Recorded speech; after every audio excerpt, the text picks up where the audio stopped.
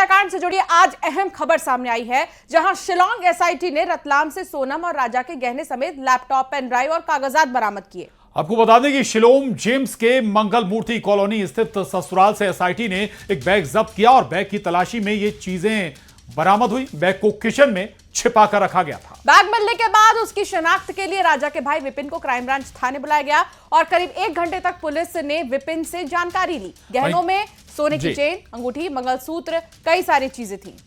और इसके अलावा बिछिया तो वहीं लैपटॉप के साथ पेन ड्राइव भी जब्त की गई है। एसआईटी के साथ ही शिलोम जेम्स की पत्नी और साली भी मौजूद थी, लेकिन शिलोम जेम्स की पत्नी को अब छोड़ दिया गया है।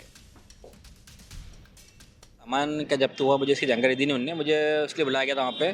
तो आपने शादी में जो है क्या क्या रकम चढ़ाई थी उन लोगों ने आपसे, तो ये पूछताछ की उनने।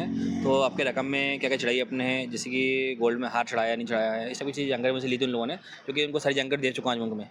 शनाख्ती में क्या क्या चीज़ें निकली? ये शनाख्ती की चीज़ें उन्होंने बताई नहीं मुझे, बस उनने मुझे इसके बुलाया था जो रकम चढ़ाई थी, रकम में क्या क्या आइटम थे, जिससे मैंने बताया उनको है। तो अपने रानी हार है, अपना है ये चेन है, अंगूठी है, सभी चीज़ें पूछी उनसे, अच्छी बताई उनको मैंने आज। राजा की चेन और अंगूठी भी ये मुझे दिखाई नहीं आज, दिखाई नहीं मुझे, सिर्फ मुझे बताया था बुलाने के लिए। तो अब जो चीज़ आपके पास में है उसकी फोटो दिखाई है, मैं तो सारी फोटो की आइडेंटिटी करी अपन लोगों को करी है। जो चीज़ फोटो में देखी आपने क्या पहचानी कि राजा भैया की थी? नहीं, इसमें फोटो जो है ना, मैंने उनको सारी फोटो सेंड करी, उनको है सारी फोटो उनको दिखाई मैंने है। ये फोटो जो है इसमें ये चीज़ चढ़ी हमने, इनकी सबकी फोटो ये ली है। मैं सुनने करीब हमने 20 मिनट बात करी है। 20 मिनट बाद से बात करिए। क्या क्या बात हुई, कुछ बताने लायक है? नहीं, बातचीत में। और अब आपको बताते हैं शिलोंग एसआईटी को आखिर लैपटॉप की तलाश क्यों थी और इसके मिलने के बाद कौन से बड़े बड़े राज खुल सकते हैं। क्या लैपटॉप बरामद होने के बाद हत्याकांड की पूरी प्लानिंग सामने आ जाएगी? सवाल यह भी है। इसके साथ ही इस लैपटॉप के जरिए सोनम और राज की कंपनी की भी पूरी जानकारी सामने आ सकती है।